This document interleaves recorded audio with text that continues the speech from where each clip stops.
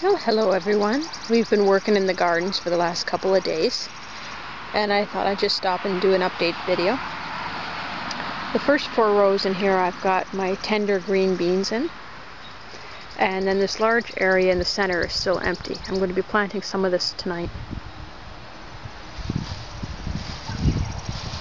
We ended up tilling this up twice, and then I had to rake out the sod because we weren't able to get it tilled up in March and early April like we planned, because hubby was he had hurt his back, so we were behind in what we were planning on doing, but we're getting caught up.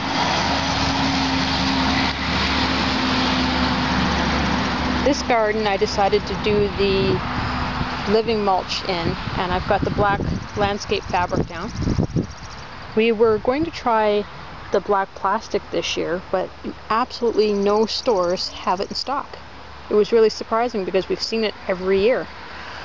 But we have used this landscape fabric before, and I do like it because it has pores in it to let the air and the water through. So these 2 rows here are empty. I'm going to be planting these tonight. I've got another flat of tomatoes and peppers to go in. And this one is half planted. You can see the little plants down here. And if you're wondering why I've got these tomato cages laying sideways over them, I don't actually like these tomato cages for propping up tomato plants.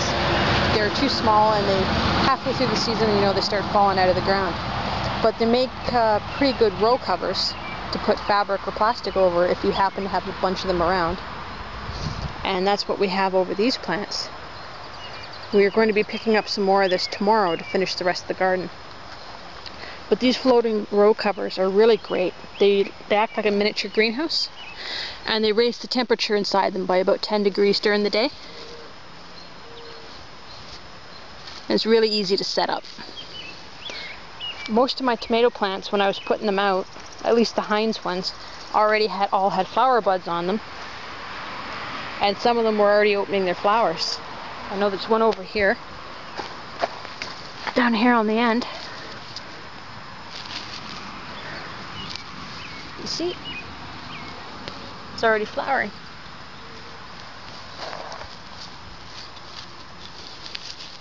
Let me put the brick back down to hold this. So this garden's doing really well. We put all this in mostly, I guess it would be Sunday night and some of Monday. And this raised bed, I haven't gotten a chance to weed it yet, but that'll be the projects for these evenings coming up this week. These other ones have been mowed and tilled, and I'm hoping to get them planted. I want to put the landscape fabric in them too to cut back on the weeds, so I won't have to do as much in them as I will in this one. These are my plants that I'm still hardening off. I've been working on them for a few weeks, so really they could be planted anytime. These are my sweet green peppers. Or actually, I think these are red, sorry.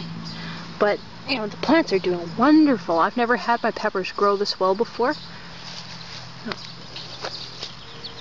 They're looking great. And then this flat here is those ground cherries. And then these are those Franken peppers from Praxis, and they're doing pretty good as well. They're growing a lot slower than the other ones, but they're still looking nice.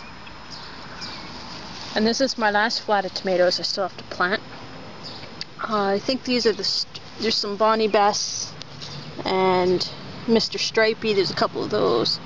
What are these ones? I think some Stoop Ice. Those should be going in tonight. And then this one's a mixture of eggplants. And then over here there's Celerac and another type of ground cherry. And then my lupins. I lost a few of these the other day because they got overheated in the greenhouse. And then some of my different squashes. I was just about to give up on some of them when they started popping up. And then the kids' plants, they've got some different cherry tomatoes and lettuce. I'm going to teach them how to thin their tomatoes there before we plant them.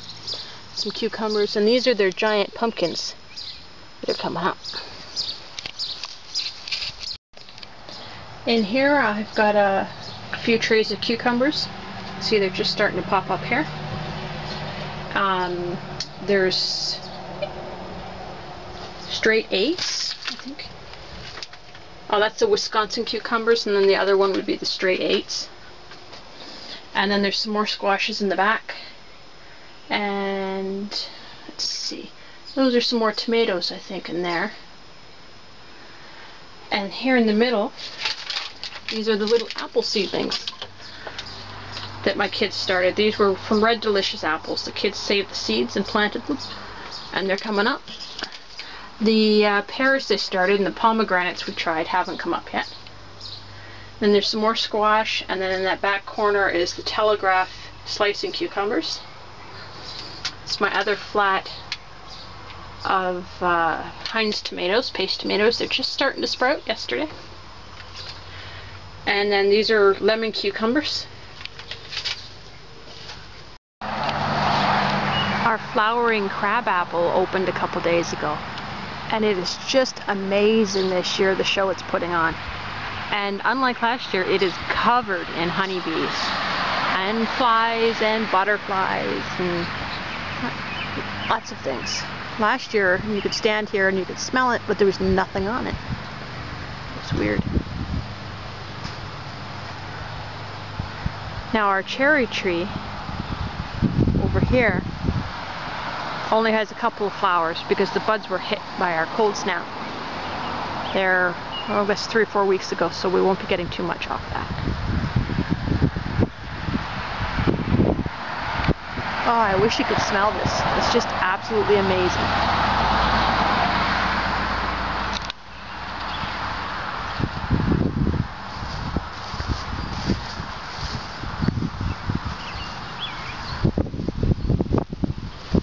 This is going to be tilled one more time, and then we're going to put the black. We're either going to find some wood chips for this one if we can. We're having a hard time finding wood chips this year. And do the deep mulch system, or we're going to put the landscape fabric down and then mulch over top of that. But the kids want to put their giant pumpkins in here. They have to be tilled at least one more time though. These apple trees haven't flowered yet. There's a couple of flower buds I can see on them, but I'm hoping that most of them weren't hit by the cold snap like the cherry tree was.